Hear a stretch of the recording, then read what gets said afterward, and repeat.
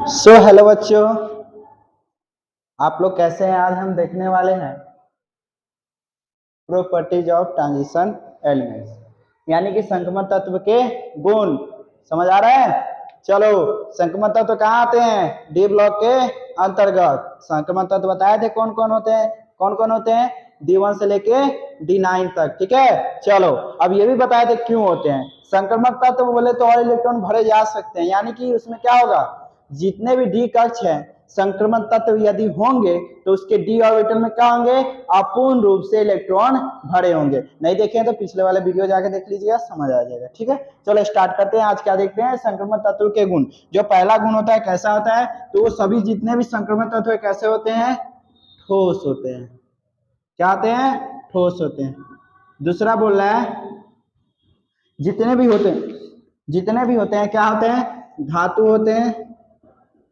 जितने भी होते हैं क्या होते हैं, धातु होते हैं। तीसरा बोल रहा है कि जितने भी होते हैं उनका क्या होता है, गलनांक और कथनांक क्या होता है, निश्चित होता है। तीसरा पॉइंट बोल रहा है melting point and boiling point क्या होता है, हाई होता है। चौथा बोल रहा है, क्या बोल रहा है कि इसका घनत्व यानी कि डेंसिटी, घनत्व क्या होता है, वो भी उच्च होता है। डेंसिटी वही होता है ना, जो हम पानी में यदि न डूब रहे तो इसका मतलब क्या, पानी से डेंसिटी, पानी का डेंसिटी हमारे शरीर के डेंसिटी से क्या है, ज्यादा है। ठीक है, यदि डूब जा रहा है कोई चीज उसमें तो पानी के डेंसिटी से उस वस्तु का डेंसिटी क्या है, अधिक है। ठीक है, तो वस्तु का डेंसिटी अधिक है। चलो अब पचमा क्या बोल रहा है कि ये आयनन ऊर्जा इसमें क्या होता है, खर्च होती है। आयनन ऊर्जा क्या है, तो आयनन ऊर्जा क्या होती है ये सभी बताएंगे, तो थोड़ा बहुत बताते चलते हैं। तो आयनन ऊर्जा वही है, यदि मान लो कि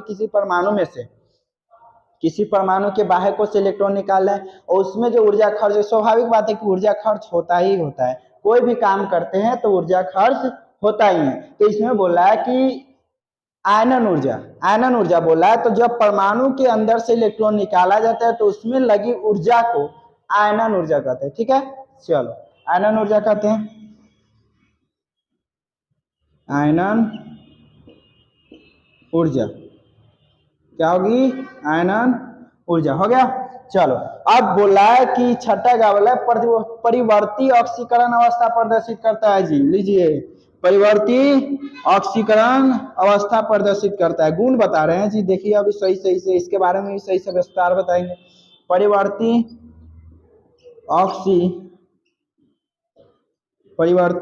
ऑक्सीकरण अवस्था क्या करता है, ये प्रदर्शित करता है। परिवर्ती ऑक्सीकरण अवस्था प्रदर्शित करते हैं। परिवर्ती ऑक्सीकरण अवस्था समझे, नहीं समझे, समझा रहे। तो देखो यहाँ पे कोबाल पे कितना चार्ज होता है, +3, ये क्या हो गया, परिवर्ती ऑक्सीकरण अवस्था हो गया। आयरन पे कितना चार्ज होता है, +2, ये क्या होगा, ऑक्सीकरण अवस्था चालू। Mn पे कितना होता है, यानी मैग्नीज पे +2 से लेके डॉट डॉट डॉट कितना पे होता है, +7 तक। ठीक है, कितना पे होता है, +7 तक। तो यही सब क्या था, परिवर्ती ऑक्सीकरण अवस्था प्रदर्शित कर रहा था। चलो नेक्स्ट पॉइंट देखते हैं क्या है। रंग बोला है, जितने भी संक्रमण तत्व होते हैं कैसे होते हैं, रंगीन होते हैं। क्यों होते हैं, तो हम एक चीज बता दें कि संक्रमण तत्व उसी को कहेंगे जिसमें अपूर्ण रूप से इलेक्ट्रॉन भरे रहते हैं। ठीक है, अब अपूर्ण रूप से इलेक्ट्रॉन भरे होने के कारण क्या करता है, रंगीन होते हैं, यानी कि क्या होते हैं, वो रंगीन होते हैं। यदि पूरी तरह से इलेक्ट्रॉन भरा है इसका मतलब क्या है, रंगहीन है। ठीक है, चलो तो रंगीन तभी होगा यानी जब उसमें क्या होंगे, अपूर्ण रूप से इलेक्ट्रॉन भरेंगे, यानी कि और इलेक्ट्रॉन इसमें भरे जा सकते हैं। चलो तो ये कैसे होते हैं, ये सभी क्या होते हैं, रंगीन होते हैं। कैसे होते हैं, रंगीन। आठवां पॉइंट बोला है, क्या बोला है जी, आठवां पॉइंट बोला है चुंबकीय गुण प्रदर्शित करेगा। ये भी चुंबकीय गुण कैसे प्रदर्शित कर रहा है, तो चुंबकीय गुण प्रदर्शित कर रहा है अपूर्ण रूप से इलेक्ट्रॉन भरे होने के कारण, किसमें, डी ऑर्बिटल में। ठीक है, चलो ये भी क्या कर रहा है, चुंबकीय गुण प्रदर्शित कर रहा है, चुंबकीय गुण प्रदर्शित करता है। ठीक है, चुंबकीय गुण प्रदर्शित करता है। ये 8वां हो गया। अब आते हैं इधर की तरफ। ठीक है, इधर की तरफ आते हैं। 9 नंबर पॉइंट क्या बोला है, 9 नंबर बोला है कि संकुल निर्माण करता है। संकुल कॉम्प्लेक्स जानते हो आप लोग, नहीं जानते हो, चलो हम बताते हैं। K4 FeCN6, ये क्या है, कॉम्प्लेक्स है। ये सभी क्या है, कॉम्प्लेक्स है, तो इसी का निर्माण होता है इसमें। ठीक है, ऐसे का निर्माण कर सकता है ये, है ना। चलो संकुल निर्माण करता है। क्या करता है? संकुल निर्माण करता है ना। चलो अब आते हैं 10 नंबर पॉइंट पे। बोला है उत्प्रेरकी गुण क्या करता है? प्रदर्शित करता है। उत्प्रेरकी गुण बोले तो कोई अभिक्रिया हो रही है, उसके अभिक्रिया के दर में परिवर्तन लाने की क्रिया क्या कहलाती है? उत्प्रेरक कहलाती है। ठीक है, उत्प्रेरक कहलाती है ना। उत्प्रेरक क्या कहलाती है? तो मान लो आप कोई काम कर रहे हैं, है ना, अपने मन से काम कर रहे हैं, अब उसमें क्या करेगा? काम में क्या करेगा? वो बोलेगा, कुछ बोलेगा, उठपटांग बोलवे करता है। जानते हो कि काम कराने वाले थोड़ा बहुत होते हैं, पैसा देते हैं इसलिए होता है। तो इसमें बोला है कि जब उत्प्रेरकी गुण हो रहा होता है तो क्या होता है, सॉरी, जब अभिक्रिया हो रहा होता है तो क्या होता है कि उत्प्रेरकी गुण उस वक्त काम आता है। ठीक है, क्या आता है? उत्प्रेरकी गुण क्या करता है? रासायनिक अभिक्रिया के दर में क्या ला देता है? परिवर्तन ला देता है। क्या कहलाता है? उत्प्रेरकी गुण कहलाता है। ठीक है, चलो तो 10वां पॉइंट क्या बोले थे? उत्प्रेरकी गुण क्या करता है? ये प्रदर्शित करता है। ठीक है, चलो 10 नंबर बोल रहा है कि ये क्या करता है? रासायनिक सक्रियता होती है। इसमें क्या होती है? रासायनिक सक्रियता होती है। चलो, रासायनिक सक्रियता, इसके बारे में सब में डिटेल में बताएंगे। थोड़ा चलते हैं। रासायनिक सक्रियता 12 नंबर क्या बोल रहा है कि इसमें क्या होगा? मिश्र धातु बनेंगे। क्या बनेंगे? मिश्र धातु बनेंगे। जैसे हम मान लो कि हम क्या बना रहे हैं? ब्रास बना रहे हैं। ठीक है, या तांबा बनता है। ठीक है, उसमें भी क्या होता है? मिक्स होता है। 60% यदि कोई अदर है तो 40% कोई अदर होगा, है ना। ये क्या होता है? मिश्र धातु बनाता है, कॉम्प्लेक्स बनाता है ना। कॉम्प्लेक्स बनाता है, कॉम्प्लेक्स है ना जी। उत्प्रेरकी गुण संकुल, सॉरी, अलोय क्या बनाता है? अलोय, यानी कि मिश्र धातु बनाता है, मिश्र धातु बनाता है। ठीक है, चलो 13 नंबर पॉइंट पे आते हैं। क्या बोला है कि 13 नंबर पॉइंट अंतराकाशी यौगिक बनाते हैं। क्या बनाते हैं? अंतराकाशी यौगिक। अंतराकाशी यौगिक क्या होता है वो भी देखेंगे। अंतराकाशी, ये सब आप पढ़े होंगे किस में? ये सब आप फर्स्ट नंबर चैप्टर जो है ठोस अवस्था, उसमें पढ़े होंगे। ठीक है, अंतरकाशीय यौगिक के बारे में। चलो तो ये सभी पॉइंट है, ये सभी पॉइंट को अभी यहाँ पे देखना है। थोड़ा उतारिए तो जल्दी, इसको उतारिए।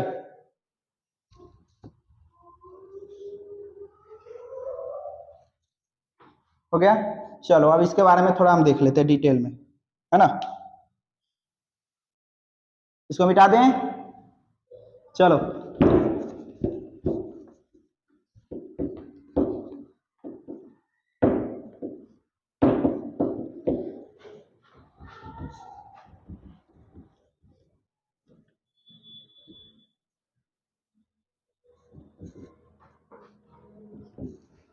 चलो, ठोस बोल रहा है। इसमें क्या बोला है? ठोस। पहला क्या है? ठोस। तो क्या बोलेंगे? प्रॉपर्टीज ऑफ ट्रांजिशन एलिमेंट, संक्रमण तत्व या डी ब्लॉक, क्या बोलेंगे? D block. डी ब्लॉक्स में जितने भी एलिमेंट्स है यानी तत्व है सभी क्या है? ठोस है। चलो इसको हम डी ब्लॉक, डी ब्लॉक में जितने भी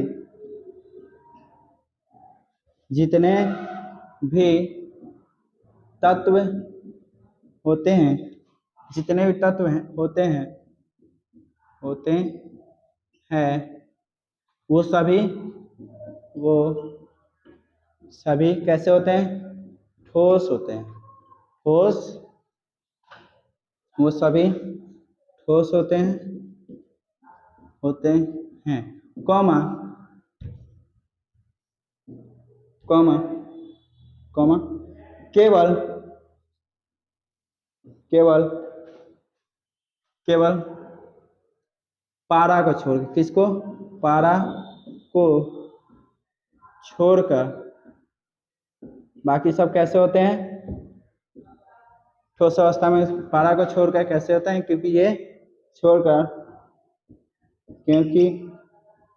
ये कैसे अवस्था में पाए जाते हैं? तरल अवस्था में पाए जाते हैं। ठीक है, क्योंकि ये तरल अवस्था में पाए जाते जाते हैं, ठीक है। चलो Hg क्या होता है, मरकरी, यानी कि क्या होता है, ये पारा होता है जो फिर क्या होता है, तरल अवस्था में पाया जाता है, यानी लिक्विड होता है, ठीक है। चलो दूसरा क्या बोला है, दूसरा बोला है, दूसरा क्या बोला है, ध्यान दीजिएगा।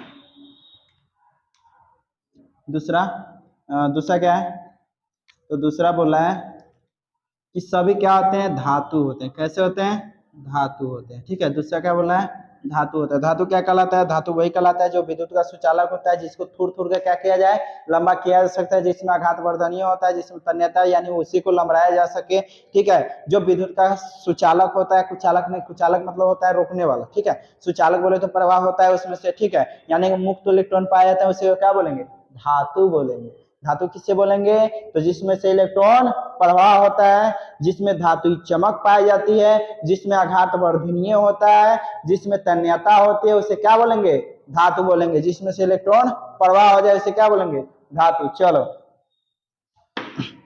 तो धातु क्या है, धातु क्या कहलाएगा, जितने भी डी ब्लॉक्स के एलिमेंट्स है सभी क्या है, धातु है। चलो अब इसमें ये भी कोई पूछने वाली बात है, ट्रांजिशन एलिमेंट्स है तो उसका मतलब सभी उसके अंदर ही है। तो जितने भी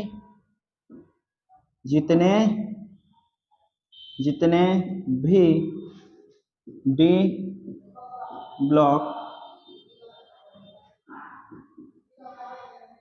एलिमेंट्स हैं वो सभी धातु होते हैं। क्या होते हैं, धातु होते हैं, धातु होते हैं। चलो हो गया जी, दिखाई दे रहा है कि नहीं दिखाई दे रहा है। चलो तीसरा पॉइंट बोल रहा है कि इसमें क्या होगा, गलनांक एवं कथनांक क्या होगा, हाई होगा, यानी कि जमेगा भी हाई पे, यानी कि हाई बोले तो जमना क्या होता है, हाई, हाई मतलब लो टेम्परेचर में भी हाई होता है, ठीक है। और गलना क्या होगा, हाई टेम्परेचर होगा, ठीक है।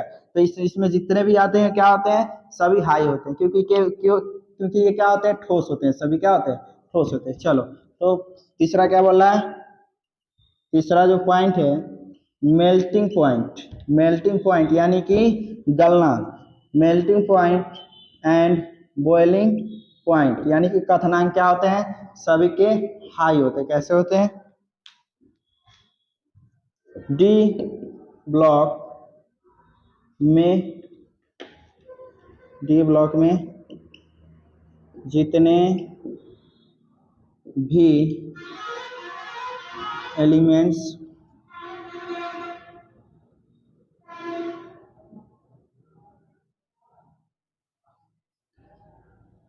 होते हैं, होते हैं उसका गलनांक एवं कथनांक कैसा होता है, हाई होता है।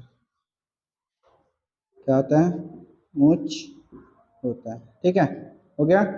चलो चौथा पॉइंट बोला है कि इसका घनत्व क्या होता है, वो भी क्या होता है, हाई होता है। क्या होता है, हाई होता है। तो क्या बोलोगे, डेंसिटी उच्च होते हैं क्योंकि इनमें धात्विक बंध और सहसंयोजी बंध पाया जाता है। देखो डी ब्लॉक्स में क्या होते हैं, दो प्रकार के बंध पाए जाते हैं। पहला क्या है, सहसंयोजी बंध, दूसरा क्या है, धात्विक बंध, जिसके कारण क्या होता है, इसका घनत्व उच्च होता है। चलो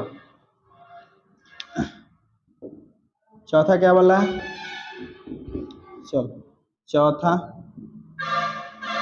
चौथा बोला है डेंसिटी। क्या बोला है, डेंसिटी यानी कि घनत्व, ठीक है। क्या, घनत्व, ध्यान दीजिए लोग, ध्यान दीजिए लोग, ठीक है। क्या होता है, घनत्व। तो हम क्या पढ़ेंगे, पहले तो बता देते हैं क्या कि डेंसिटी घनत्व क्या है, मतलब कि डी ब्लॉक में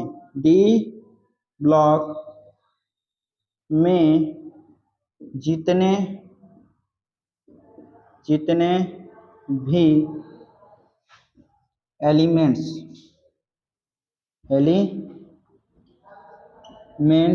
हैं उन सभी के घनत्व क्या है, उन सभी के घनत्व उच्च होते हैं, उच्च होते हैं तथा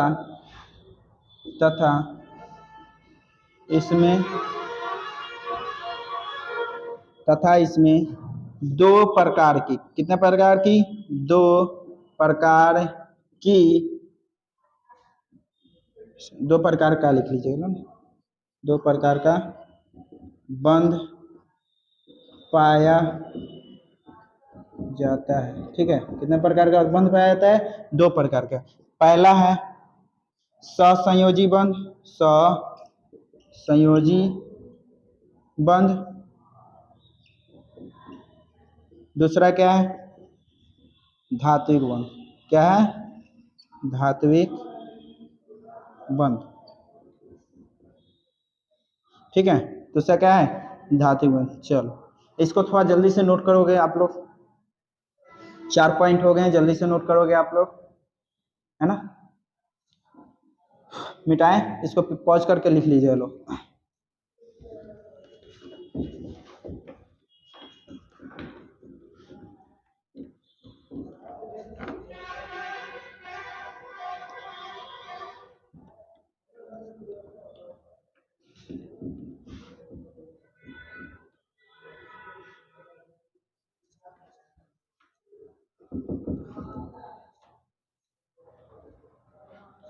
चलो अब आ रहा है नेक्स्ट पॉइंट, क्या बोला है कि ये क्या करता है, ये परिवर्ती ऑक्सीकरण अवस्था क्या करता है, प्रदर्शित करता है। ठीक है, क्या करता है, परिवर्ती ऑक्सीकरण अवस्था क्या करता है, प्रदर्शित करता है।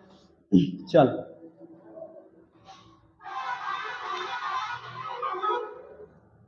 नेक्स्ट पॉइंट बोला है, कितना नंबर पॉइंट है, 5। क्या करता है, परिवर्ती ऑक्सीकरण, परिवर्ती ऑक्सीकरण अवस्था क्या करता है, परिवर्ती ऑक्सीकरण अवस्था प्रदर्शित करता है। इसके बारे में जैसे मान लो कि हम परिवर्ती ऑक्सीकरण अवस्था क्या हो जाएगा, मान लो कि हम Fe है, तो Fe में कितना चार्ज है, +2, तो ये क्या है, परिवर्ती ऑक्सीकरण अवस्था पर प्रदर्शित कर रहा है। Mn है +2 चार्जेस से कहाँ से लेकर होता है, Mn2+ से लेकर कहाँ तक होता है, Mn+7 तक होता है। ठीक है, और भी है, जैसे में कॉपर पे चार्ज होता है, तो ये क्या है, परिवर्ती ऑक्सीकरण डैश, क्या लिखेंगे, Cu पे +2 चार्ज, कॉपर पे प्लस चार्ज, Fe पे प्लस चार्ज, है ना। तो ये क्या है, परिवर्ती ऑक्सीकरण अवस्था प्रदर्शित करता है। चलो तो ये हो गया। अब तीसरा, छठा क्या बोला है, छठा देखिएगा, ये कैसे क्या करता है, आयनन ऊर्जा, आयनन ऊर्जा क्या करता है, आयनन ऊर्जा क्या आते हैं, जितने भी डी ब्लॉक एलिमेंट्स उसमें क्या होते हैं, आयनन ऊर्जा लगती है। क्यों लगती है, तो मान लो क्या है, ये क्या है, एक नाभिक है, ये परमाणु है ना। अब इसमें इलेक्ट्रॉन भरे हुए, एक इलेक्ट्रॉन भरे हुए हैं, कोई भी इलेक्ट्रॉन मान लो। अब इसमें से एक इलेक्ट्रॉन निकाल रहे हैं, तो जब भी हम कोई काम करते हैं तो उसमें ऊर्जा लगती है, तो इसमें भी निकालने के लिए क्या लग रही है, ऊर्जा। तो यही ऊर्जा क्या कहलाएगी, यही ऊर्जा क्या कहलाएगी, आयनन ऊर्जा। ठीक है, क्या कहलाएगी, आयनन ऊर्जा। ठीक है, आयनन ऊर्जा, यानी कि परमाणु के बाह्य कोश से इलेक्ट्रॉन को निकालने में लगे ऊर्जा को क्या कहते हैं, आयनन ऊर्जा कहते हैं। चलो तो इसको यहाँ पे लिख लेंगे, क्या लिखेंगे, परमाणु, या किसी परमाणु लिखते हैं, किसी परमाणु के बाह्य कोश से निकालने, किसी परमाणु के बाह्य कोश से इलेक्ट्रॉन को निकालने में लगी ऊर्जा को आयनन ऊर्जा करते हैं। ठीक है, क्या कहते हैं, आयनन ऊर्जा कहते हैं। ठीक है, ये हो गया, आयनन ऊर्जा कहते हैं। यानी किसी परमाणु से जब इलेक्ट्रॉन निकालते हैं, जो ऊर्जा खर्च होती है उसी को क्या कहते हैं, आयनन ऊर्जा। चलो नेक्स्ट पॉइंट देखते हैं। नेक्स्ट पॉइंट क्या है, 7 नंबर बोल रहा है रंग होता है, इसमें क्या होता है रंग, ठीक है, क्या होता है इसमें रंग। 7 नंबर क्या है, रंग को क्या प्रदर्शित करता है, रंगीन होता है, क्या होता है रंगीन होता है। जिसमें जितने भी डी ब्लॉक एलिमेंट्स उसमें क्या होता है रंग होते हैं, ठीक है, क्यों होते हैं, सॉरी संक्रमण तत्व ना, संक्रमण तत्व। चलो तो इसमें क्या हो गया, देखो जितने भी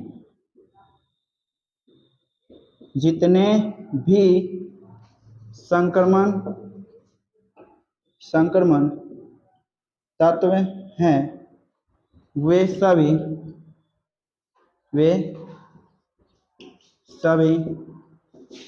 रंगीन यौगिक या आयन बनाते हैं, ठीक है, क्या बनाते हैं, आयन बनाते हैं, ठीक है, ये हो गया।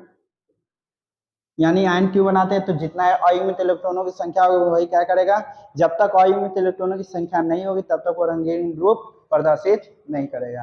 अब आते हैं नेक्स्ट पॉइंट, कौन सा है, 8 नंबर पॉइंट है, क्या चुंबकीय गुण, क्या है 8 नंबर पॉइंट है चुंबकीय गुण, ठीक है, क्या है चुंबकीय गुण। चुंबकीय गुण क्या है, मान लो कि अनुचुंबकीय होता है, मतलब अयुग्मित इलेक्ट्रॉनों की संख्या की कमी के कारण क्या होता है, उसमें इलेक्ट्रॉनों की डी ब्लॉक में इलेक्ट्रॉन की संख्या की कमी के कारण क्या होता है, वो अनुचुंबकीय हो जाता है। अनुचुंबकीय होने के कारण क्या क्या होता है, ये चुंबकीय गुण प्रदर्शित करता है, ठीक है। तो इसमें क्या बोल रहा है, चुंबकीय गुण यौगिक एवं आयन, क्या बोलेगा, यौगिक एवं आयन, यौगिक एवं आयन क्या होते हैं, अनुचुंबकीय होते हैं। जितने भी डी ब्लॉक में यौगिक एवं आयन बने हैं कैसा होगा, अनुचुंबकीय, चुंबकीय यानी कि क्या होगा, पैरामैग्नेटिक। अनुचुंबकीय बोले तो पैरा मैग्नेटिक है ना, पैरामैग्नेटिक होते हैं अनुचुंबकीय, क्योंकि डी ऑर्बिटल में क्या होता है अयुग्मित इलेक्ट्रॉनों की संख्या होती है, ठीक है। पैरामैग्नेटिक होते हैं क्योंकि डी ऑर्बिटल में अयुग्मित इलेक्ट्रॉनों की संख्या, अयुग्मित इलेक्ट्रॉनों की संख्या होने के कारण क्या करता है, चुंबकीय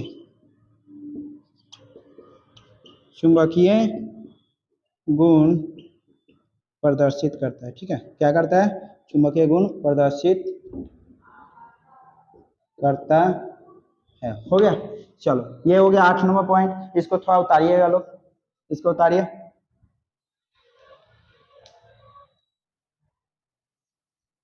हो गया, ये हो गया। अब आते हैं कौन से वाले पे, तो आते हैं अब आते हैं कॉम्प्लेक्स पे। क्या आते हैं, कॉम्प्लेक्स, यानी कि 9वां जो पॉइंट है क्या बोल रहा है, कॉम्प्लेक्स यानी संकुल निर्माण, ठीक है, क्या बोल रहा है, संकुल निर्माण बोल रहा है, संकुल निर्माण बोल रहा है। चलो संकुल निर्माण वही होता है, चलो हम दिखा देते हैं क्या होता है, पहले तो इसे कर लेते हैं ना, चलो 1 2 3 3 बता देते हैं ना, बहुत है। K4Fe CN6, ये क्या हो गया, संकुल हो गया, कॉम्प्लेक्स हो गया। दूसरा बोला है K3 है ना, COCl3 6, ठीक है, K3COCl6 ये हो गया कॉम्प्लेक्स। और भी है CO कोबाल्ट है ना, कोबाल्ट। और क्या बोल रहा है, यहाँ पे H2 होगा, COH2O, और क्या होगा 6, और क्या होगा Cl3। चलो ये कॉम्प्लेक्स का निर्माण करते हैं। अब 10वां आते हैं उत्प्रेरकी गुण। चलो उत्प्रेरकी गुण पे आते हैं, ध्यान दीजिए लोग। 10 नंबर उत्प्रेरकी गुण, उत्प्रेरकी गुण आते हैं, ठीक है। चलो वे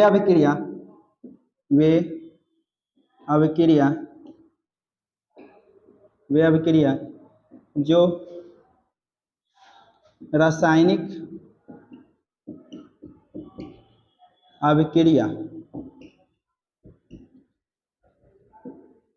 के दर को बढ़ा देता है, क्या कहलाता है?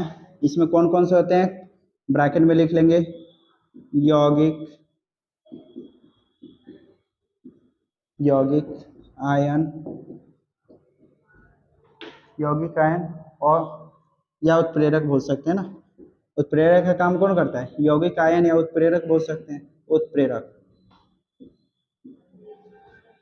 उत्प्रेरक बढ़ा देता है, क्या कहलाता है? उत्प्रेरकी गुण कहलाता है। ठीक है, क्या कहलाता है? उत्प्रेरकी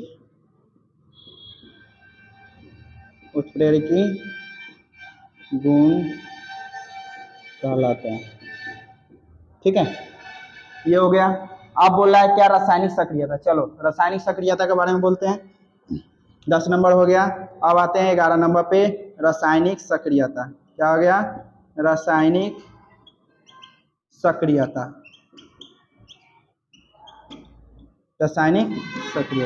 चलो रासायनिक सक्रियता में क्या बोल रहा है? तो इसमें बोल रहा है कि एस ब्लॉक में कम रासायनिक सक्रियता क्या है? एस ब्लॉक में एस ब्लॉक से कम, एस ब्लॉक से कम होती है, यानी रिएक्शन क्या होता है? डी ऑर्बिटल से होता है। एस ब्लॉक से कम होती है। एस ब्लॉक से रासायनिक सक्रियता जो है कम होती है, तो एस ब्लॉक से कम होती है रासायनिक सक्रियता। एस ब्लॉक से कम होती है, यानी रिएक्शन करने की क्षमता क्या होती है? रिएक्शन करने की क्षमता यानी अभिक्रिया, अभिक्रिया ही लिख देते हैं। अभिक्रिया करने की क्षमता क्या होती है? कम होती है। अब कम क्यों होते हैं? तो हम कोई भी इलेक्ट्रॉनिक विन्यास निकाल लेते हैं। मान लो स्कैंडियम निकाल लिया, स्कैंडियम Fe21, इसका इलेक्ट्रॉनिक विन्यास कहाँ पे आता है? D1 में आता है। कौन से ट्रांजिशन नंबर में आता है? वर्ड आता है। 1 ट्रांजिशन नंबर कहाँ पे आता है? तो n बराबर 4 में आता है। ठीक है, अब इसका हम इलेक्ट्रॉनिक विन्यास निकालेंगे। जैसे मान लो कि हम सामान्य इलेक्ट्रॉनिक विन्यास क्या बताए थे? NS022 N-1 D12 10, ऐसे था। इसमें उल्टा लिखा होगा कि N-1 D12 10 और NS022। ठीक है, ये किताब में आपके है। ठीक है, मैं ऐसे बता रहा हूँ। ठीक है, तो इसका इलेक्ट्रॉनिक विन्यास निकालने के लिए क्या करेंगे? तो 4s2, ठीक है, और क्या हो जाएगा? 4 - 1 D1 हो गया। क्यों? कहाँ पे आ रहा है? D1 में आ रहा है। चलो ठीक है, अब यहाँ पे देखो, यहाँ पे क्या होगा? तो यहाँ पे माइनस में हो जाएगा, तो 4s2 और 3d1, यानी कि s कहाँ पे आ रहा है? बाहरी, सबसे बाहरी कक्ष में आ रहा है, और d कहाँ पे आ रहा है? उपांतिम कक्ष में। अंतिम कक्ष किसे कहेंगे? उपांतिम कक्ष किसे कहेंगे? ये सब बताए हुए थे। ठीक है, तो जो अंतिम कक्ष में, वही तो सक्रिय ज्यादा करेगा ना, जितना रासायनिक सक्रियता ज्यादा करेगा। यानी रासायनिक अभिक्रिया करने के लिए उसमें क्या होगी? ज्यादा सक्रियता होगी, यानी बहुत ज्यादा सक्रिय होगा। क्या उसको बोलते हैं? सक्रिय होगा ना। चलो, तो ये कहाँ पे? एस बाहर में, इसलिए क्या होगा? एस ऑर्बिटल से, यानी एस ऑर्बिटल से क्या होगा? डी ऑर्बिटल का रासायनिक सक्रियता कम होगा। चलो इसको मिटा दें। कहाँ गया? हाँ चलो हो गया। अब आते हैं कहाँ पे? 12 नंबर पॉइंट पे। ठीक है, 12 नंबर पॉइंट क्या बोला है? मिश्र धातु बनाता है। क्या बनाता है? अलॉय बनाता है, मिश्र धातु। 12 नंबर पॉइंट क्या बोला है? 12 नंबर पॉइंट मिश्र धातु बनाता है ना। चल, मिश्र धातु में क्या बोल रहा था? मिश्र धातु में जैसे मान लो कि ब्रास बनाते हैं, पीतल जानते हैं ना लोग? पीतल बनाते हैं, तो इसमें 60% क्या लेते हैं? कॉपर लेते हैं ना। 60% कॉपर लेते हैं। मान लो कि पीतल बना रहे, पीतल बनाने के लिए क्या चाहिए? पीतल बनाने के लिए चाहिए 2 चीज चाहिए। पहला तो 60% कॉपर चाहिए, और 40% क्या चाहिए? 40% जिंक चाहिए, है ना। तो ये हो गया, यानी कि जब भी बनेगा तो अलॉय जब भी बनाएगा तो क्या होगा? 2 या 2 से अधिक एलिमेंट्स मिलेंगे, वो भी कैसा, ठोस वाला धातु मिलेगा जिसमें से करंट फ्लो हो सकता है। ठीक है, चलो अब ये हो गया। अब आते हैं नेक्स्ट पॉइंट पे, कौन सा, अंतरकाशी यौगिक। ठीक है, यानी कि अंतरकाशी यौगिक कैसे बनाता है, तो यहाँ पे लिख देते हैं ना। चलो नेक्स्ट पॉइंट यहाँ पे लिख देते हैं अंतराकाशी यौगिक। अंतराकाशी यौगिक बनाता है ना, अंतराकाशी यौगिक बनाता है। चलो अंतराकाशी यौगिक बोले तो इनके परमाणु आकार क्या होते हैं, छोटे होते हैं। देखो यहाँ पे किसके किसके अंतरकाशी यौगिक में क्या होगा, ध्यान दीजिए लोग। यहाँ पे मान लो कि आयरन के साथ क्या अभिक्रिया कर रहा है, कार्बन। ठीक है, तो आयरन की तुलना में कार्बन का परमाणु आकार छोटा होता है, छोटा होता है। इसका हम कोई स्ट्रक्चर बनाते हैं इसके अभिकरण का। ठीक है, ये हो गया, ये भी हो गया। ठीक है, स्ट्रक्चर बना रहे हैं, ध्यान दीजिएगा ना।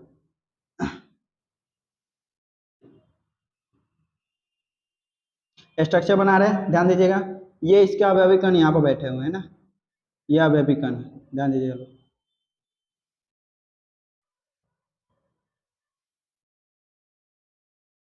ये आयरन का अभिकरण है, याद रखिएगा।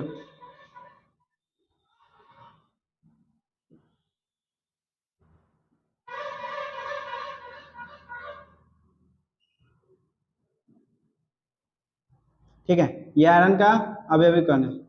चलो अब इसमें क्या कर रहा है, कार्बन इसके साथ अभिक्रिया कर रहा है। तो हम ये बताए थे कि परमाणु से क्या होता है, अणु का निर्माण होता है। ठीक है, तो आयरन का यहाँ पे निर्माण हुआ किससे, परमाणु से। अब यहाँ से क्या हुआ कि कार्बन का परमाणु आकार छोटा है, तो जैसे ही क्या किए, आयरन को कार्बन के साथ अभिक्रिया कराया, तो कार्बन में क्या है, सॉरी आयरन में क्या है, उसमें अवयवी कण क्या है, स्थिर है। और 4 अवयवी कणों के बीच एक स्थान दिखाई दे रहा है। जैसे मान लो 1 2 3 और 4, इसके बीच क्या है, खाली स्थान दिखाई दे रहा है, रिक्त स्थान दिखाई दे रहा है। यहाँ पे क्या करेगा, परमाणु का आकार छोटा होता है। जो कार्बन है उसका परमाणु आकार कैसा होता है, छोटा होता है। और ये जाके प्रत्येक अंतराकाशी यानी खाली जगह पे क्या होते हैं, बैठ जाते हैं, वही क्या बनाते हैं, अंतराकाशी यौगिक बनाते हैं। तो इसमें पूछेगा डी ब्लॉक्स में जितने भी एलिमेंट्स हो कौन सा यौगिक बनाते हैं, तो अंतराकाशी यौगिक बनाते हैं। ठीक है, और ये जो कार्बन है वो क्या होता है, तो विद्युत का कुचालक होता है ना, यानी विद्युत रोधी होता है। ठीक है, याद रखिएगा लोग, जब भी बैटरी पे क्या होता है, जंग लग जाता है, बैटरी पे वही होता है ना, जो हरा हरा हल्का सा होता है और जंग लग जाता है, वो सब क्या है, कार्बन है। तो कार्बन क्या होता है, विद्युत का कुचालक। और इससे क्या बन गया, इससे जो निर्माण हुआ, क्या निर्माण हुआ, स्टील का। क्या हुआ, स्टील का निर्माण हुआ। और स्टील क्या होता है, स्टील भी विद्युत का कुचालक होता है। ठीक है, चलो तो ये हो गया, ये आपका पूरा कितना हो गया, 13 नंबर पॉइंट हो गया। ठीक है, और ये सारे यहाँ पे खत्म होते हैं। और ये भी देख लेते हैं कौन कौन सा अभिक्रिया कर सकते हैं डी ब्लॉक के साथ। तो लिथियम हो गया, है ना, लिथियम हो गया, बेरिलियम हो गया, सॉरी बोरॉन हो गया, नाइट्रोजन हो गया और कार्बन हो गया। ये सभी क्या हैं, ये सभी क्या हैं, इन सभी के क्या होते हैं, इन सभी के परमाणु आकार छोटे होते हैं। ठीक है, परमाणु आकार छोटे होने का कारण क्या होता है, डी ब्लॉक्स में जितने भी धातु हैं उसके यौगिक बनाते हैं, उसके साथ मिलकर क्या बनाते हैं, यौगिक बनाते हैं। उसके अंतराकाशी यौगिक यानी अंतराकाशीय स्थान पर क्या होते हैं, वो यौगिक बनाते तो हैं, लेकिन अंतराकाशीय स्थान पर कैसे बैठ जाते हैं, वो जहां पे खाली स्थान होते हैं वहां पे जाके ये बैठ जाते हैं, क्योंकि इसका परमाणु आकार आयरन के परमाणु आकार के तुलना में छोटा होता है। और इसके अवयवी कण के बीच जाके क्या होता है, बैठ जाते हैं और किसी न किसी नए तत्व, सॉरी किसी न किसी नए पदार्थ का निर्माण करता है, वही क्या कहलाता है, अंतराकाशी यौगिक कहलाता है। ठीक है, तो ये हमारा आज का टॉपिक था, यानी कि प्रॉपर्टीज ऑफ ट्रांजिशन एलिमेंट्स। तो ये हमारा 13 टॉपिक है, जिससे आप याद कर लीजिएगा, तो पॉइंट है, इसको याद कर लीजिएगा तो आपके लिए ही अच्छा रहेगा। ठीक है, तो आई होप आप लोग को अच्छा लगा होगा वीडियो अच्छा लगा होगा तो लाइक करें, नहीं अच्छा लगे तो कमेंट करें, ताकि हमको समझ आएगा कि आपको कौन सा अच्छा लगा, नहीं लगा, क्या खराब लगा, इसके बारे में भी जानेंगे, ताकि उसके बारे में विस्तार से आपको बताया जा सके। ठीक है, तब तक के लिए जय हिंद जय भारत। चलो।